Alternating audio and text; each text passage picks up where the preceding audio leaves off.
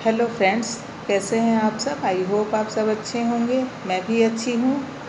तो सुबह के बज रहे हैं 9:30 क्या 10:30 के करीब हो रहे हैं। और आज मैंने ब्लॉग बहुत ही लेट से शुरू किया क्योंकि इतनी गर्मी है ना तो कुछ काम करने का मन कर रहा है, ना ब्लॉगिंग करने का मन कर रहा है। यही मन कर रहा है कि बस एक जगह बैठे रहो एसी कूलर पंखे के सामने।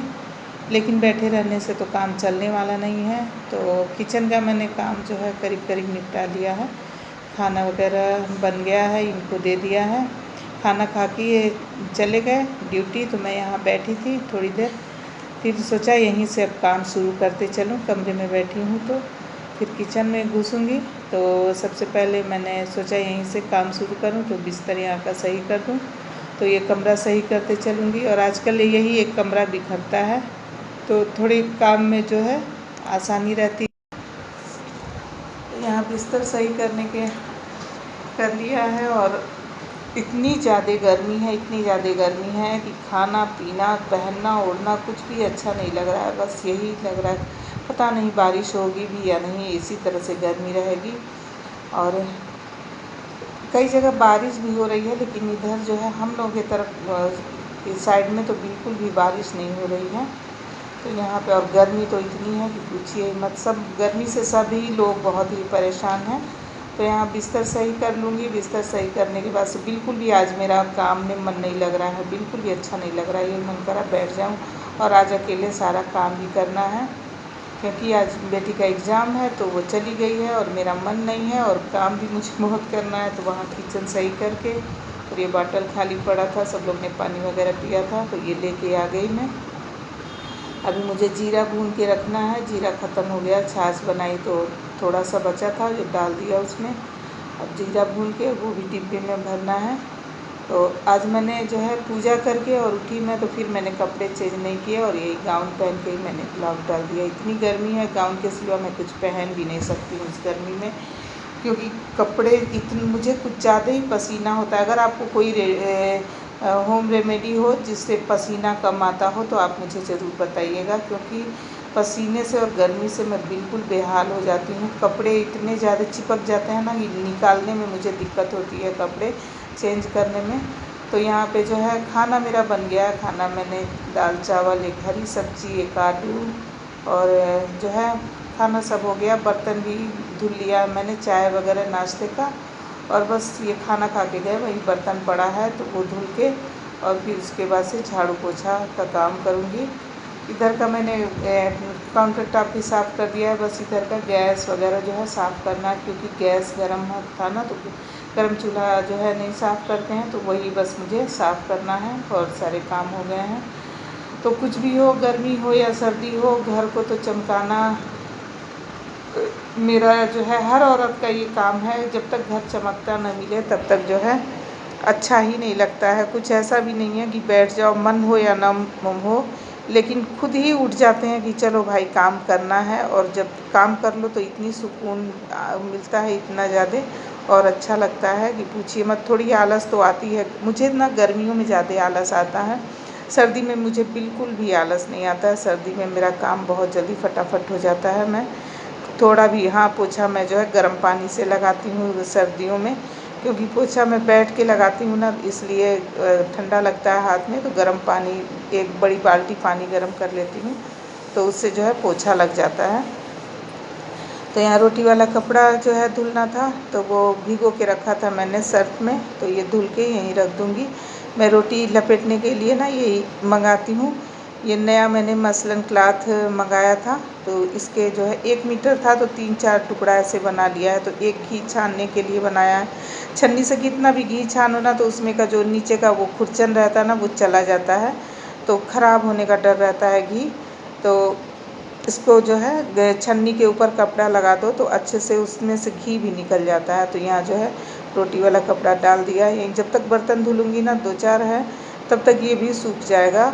और घी से याद आया, अगर आपको घी ज़्यादा सब टाइम तक टिकाना हो ना, कि 6 महीने तक या 1 साल तक तो नहीं टिकता है, हाँ 5-6 महीने मान लीजिए ज़्यादा घी आपके इकट्ठा हो जाता है, तो आप घी को बिल्कुल कड़ा जो है बनाइए। जैसे उसमें का जो निकलता है ना लेफ़्ट ओवर जो होता है, तो बहुत लोग होते हैं ना बिल्कुल वाइट वाइट सा रहता है, तभी उसे घी को छान के निकाल लेते हैं, तो वो घी जो है बहुत जल्दी ख़राब होता है, क्योंकि उसमें जो है पानी की मात्रा ज़्यादा होती है।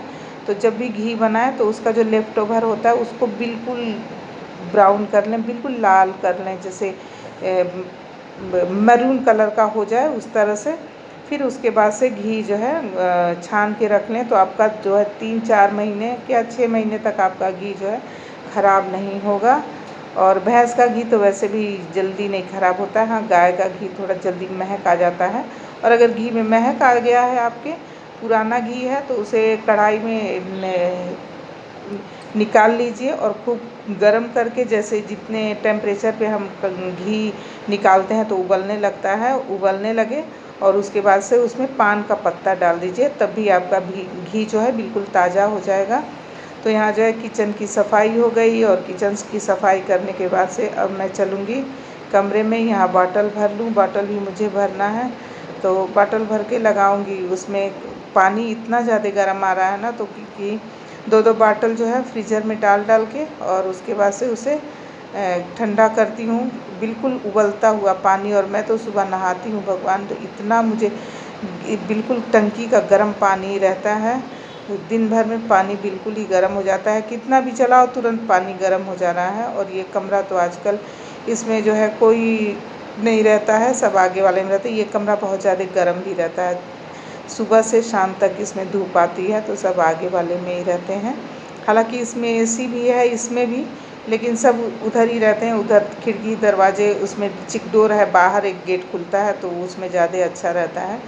तो यहाँ जो है सारे कमरे सही हो गए हैं। अब लगाऊंगी झाड़ू और पोछा, और मैं झाड़ू से पहले जो है डस्टिंग कर, झाड़ू लगने के बाद से डस्टिंग कर लेती हूँ, क्योंकि झाड़ू के बाद डस्टिंग, झाड़ू से पहले करो तो फिर वही धूल मिट्टी उड़ती है। तो यहाँ पे डस्टिंग कर रही हूँ, डस्टिंग करने के बाद से लगाऊंगी झाड़ू। और देखिए मैं पसीने से बिल्कुल जो है भीग गई हूँ, मेरा गाउन जो है बिल्कुल भीग गया है। और अभी झाड़ू लगाते समय तो जब पंखा बंद हो जाएगा तब तो मेरी हालत ख़राब हो जाती है। एक हाथ में झाड़ू और एक हाथ में दुपट्टा, मुंह पोंछते पोंछते और पसीना सुखाते सुखाते मेरा जी बिल्कुल जो है ऊब जाता है। जैसे कभी कभी मुझे लगता है ना कि अगर चेहरे पे वाइपर लगा होता तो बड़ा अच्छा होता, ऐसे वाइपर हिला देते और पसीना सारा जो है निकल जाता। तो यहाँ जो है बहुत ज़्यादा सामान हो गया, तो सामान सब व्यवस्थित करूँगी। सबसे ज़्यादा घर जो है बिखर जाता है, अभी ना घंटे 2 घंटे बाद ना बिखर जाएगा घर। तो अगर घर को हमेशा व्यवस्थित रखना है तो चलते रास्ते चलते रहो, और जो है देखते रहो क्या बिखरा हुआ है, उसको समेटते रहो, तब जो है घर बिल्कुल व्यवस्थित रहता है। और मेरा काम भी यही है, मैं चलती रहती हूँ ना तो देखती रहती हूँ। और ये देखिए लड्डू गोपाल का झूला, अभी जब काम निपटा के यहाँ बैठूँगी ना एसी में, तो लड्डू गोपाल को भी यहीं ला के बैठा देते हैं हम लोग, वो भी हम लोग के साथ पूरे दिन यहीं रहते हैं। फिर शाम को पूजा मंदिर में जाते हैं, खाना पीना करके भोग लगा के, फिर उसके बाद से जो है वो भी रात को सोने यहीं पे आ जाते हैं, यहीं सो जाते हैं। तो यहाँ कर लिया मैंने झाड़ू। और आज का टिप दे दूँ, अगर गर्दन, अक्सर जो है हर लेडीज़ की ये समस्या होती है, गर्दन या कोहनी जो है बिल्कुल काले पड़ जाते हैं, तो उसके लिए आप जो है ना सबसे अच्छा रेमेडी है, कच्चा दूध ले लीजिए और नींबू ले लीजिए। कच्चा दूध और नींबू मिला के और गर्दन पे लगाइए, और 10-15 मिनट बाद उसे धुल लीजिए। या फिर नींबू का छिलका, नींबू यूज़ करते हैं, उस छिलके में थोड़ा सा जो है बेकिंग सोडा, खाने वाला सोडा जो होता है ना, मीठा सोडा भी बोलते हैं, वो थोड़ा सा छिड़क लीजिए और गर्दन पे, कोहनी पे लगा लीजिए, रगड़ लीजिए, रब कर लीजिए, उसके बाद से धुल लीजिए, तो बिल्कुल जो है कालापन दूर हो जाएगा और चमकदार स्किन हो जाएगी। तो चलिए मिलते हैं फिर कल के ब्लॉग में। Thanks for watching. अगर मेरे चैनल पे आप नए हैं तो प्लीज़ मेरे चैनल को सब्सक्राइब कर लीजिए और एक लाइक ज़रूर कर दिया